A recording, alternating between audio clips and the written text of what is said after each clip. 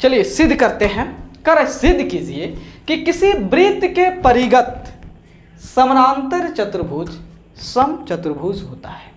इसका मतलब है कि कोई भी वृत्त है और जब उस वृत्त को समानांतर चतुर्भुज घेर लेता है तो वह आपका समचतुर्भुज भी हो जाता है।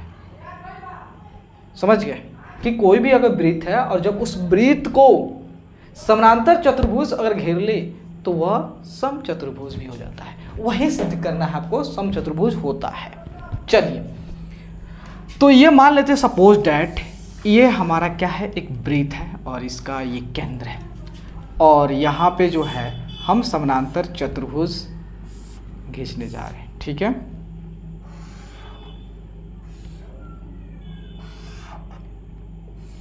ठीक है, ये मान लेते हैं हमारा ए बी सी डी।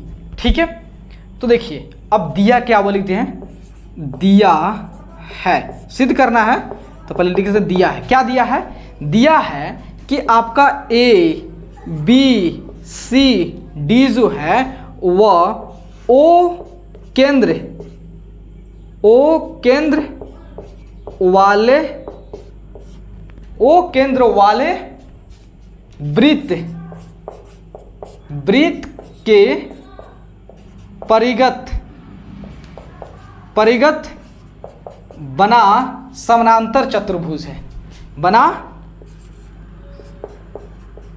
समानांतर चतुर्भुज है, चतुर्भुज है। ठीक है, ये है चतुर्भुज है।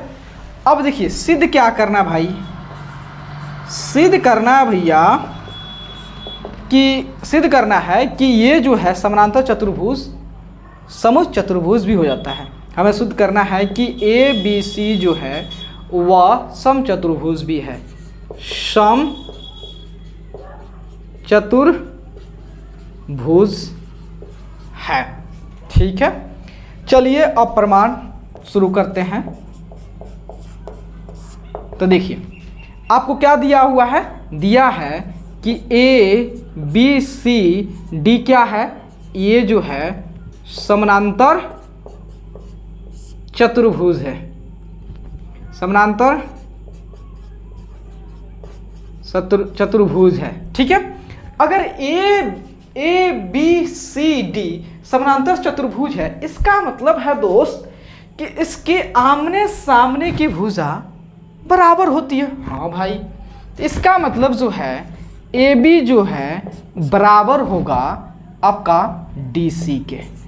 हाँ भाई, उसके बाद ए डी जो है ए डी ये बराबर होगा बी सी के, होगा ना। अरे भैया कि अगर ये आपका समानांतर चतुर्भुज है तो समानांतर चतुर्भुज के आमने सामने की भुजा क्या होता है, बराबर होता है। चलो भाई अब यहाँ देखना, ये तो हो गया, तो इसको जो ऐसे लिख दीजिए अच्छा रहेगा। ये हमारा मान लेते हैं समीकरण 1 हो गया और ये एक आपका ए डी बराबर है बी सी के, ये आपका समीकरण 2 हो गया। चलिए अब देखिए एक बात बताइए कि ये हमारा वृत्त है और ये हमारा जो ए बिंदु बी बिंदु सी बिंदु डी बिंदु से स्पर्श रेखा खींचा गया भाई। ए बी सी डी ये क्या है, इस वृत्त पर स्पर्श रेखा है। तो अब जानते हो जब भी बाहरी बिंदु से एक वृत्त पर स्पर्श रेखा खींचते हैं तो उसकी दूरी बराबर होती है, लेंथ उसकी लंबाई बराबर होती है। तो मान लेते सपोज डैट ये हमारा P हो गया, ये Q हो गया और ये R हो गया और ये S हो गया, P Q R S हो गया। इसका मतलब है दोस्त कि हमारा DR जो है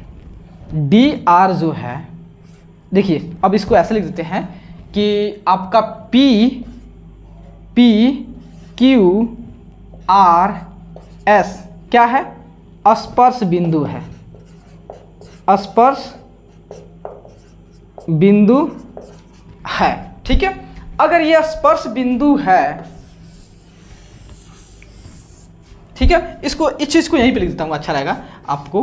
P Q R S क्या है,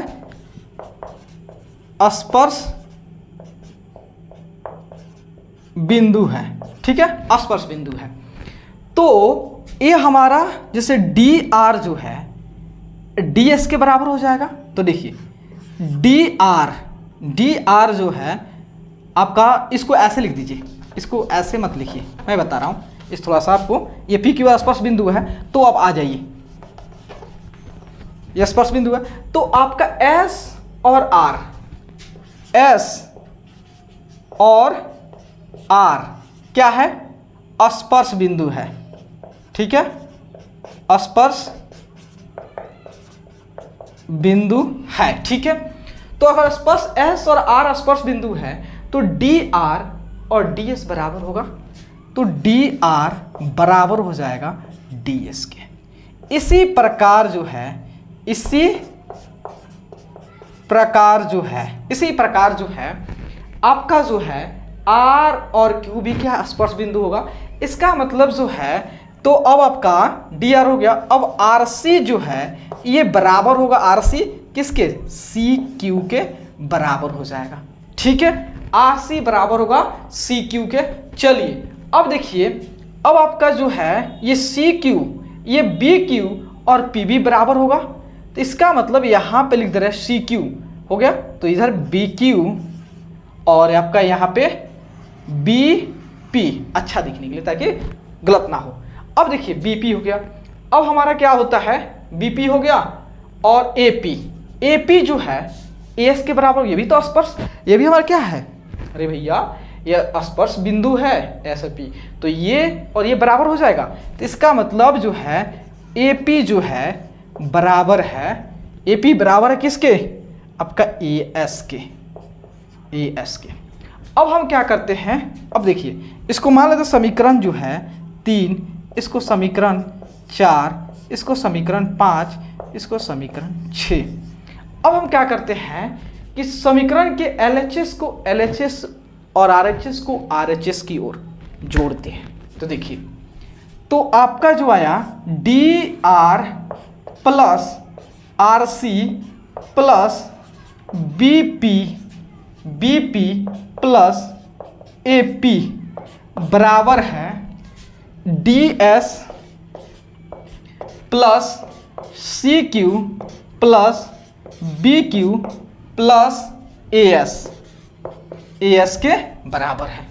चलो भाई अब देखना है DR प्लस RC मिलके क्या, अरे देखिए आपको किधर समझा दो इसको, तो यहाँ पे देखिए कहाँ पे समझा, चलो देखिए यहाँ पे DR, चलिए देखिए यहाँ पे DR प्लस RC मिलके क्या देगा आपको, DC देगा या CD देगा, कुछ भी लिख दो, ठीक है।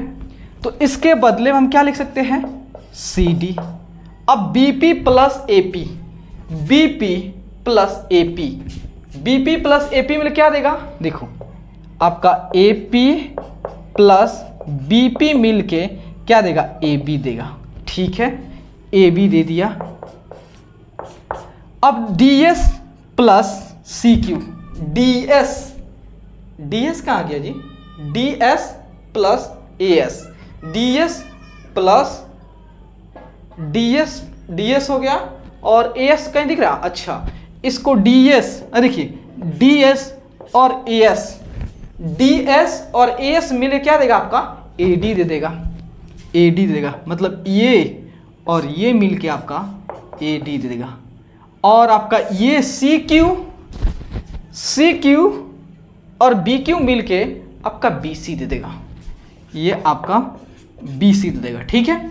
अब ध्यान देना दोस्त, यहाँ ध्यान देना, CD प्लस AB, यहाँ देखना AB जो है DC की इक्वल DC कहिए या CD के बाद सेम है, तो क्या जो है हम CD की जगह यहाँ AB लिख सकते हैं, हाँ भाई लिख सकते हैं।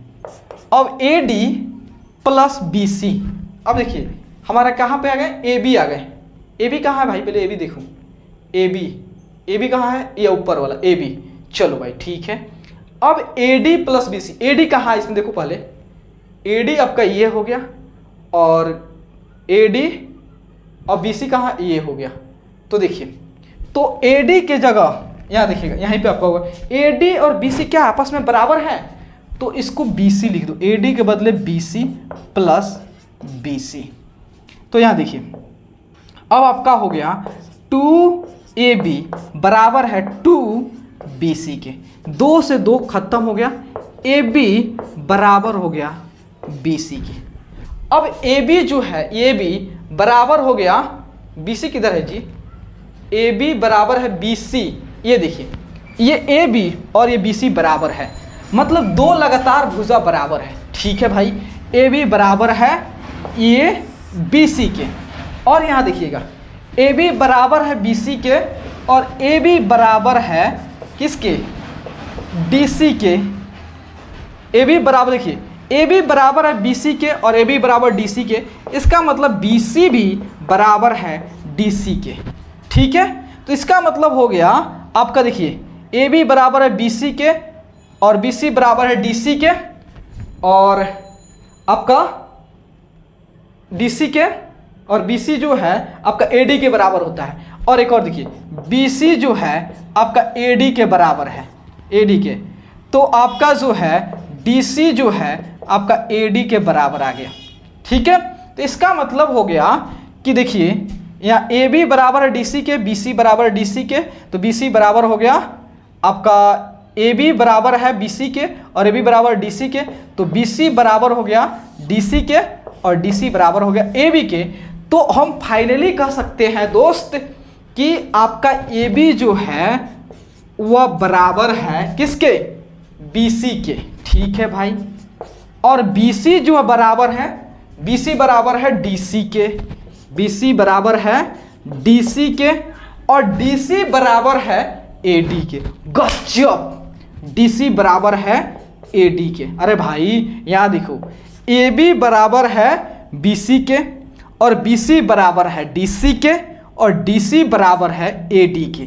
तो आपके देख रहे हो इस त्रिभुज, ये जो होता है आपका समानांतर चतुर्भुज के सभी भुजा बराबर है। और आप जानते हो बहुत अच्छे से, जब समानांतर चतुर्भुज के सारे भुजा आपस में बराबर हो जाते हैं तो वहीं तो हो जाता है आपका समचतुर्भुज। प्रूव्ड हो गया। चलिए, अच्छा लगे तो लाइक सब्सक्राइब शेयर दबा के करिए।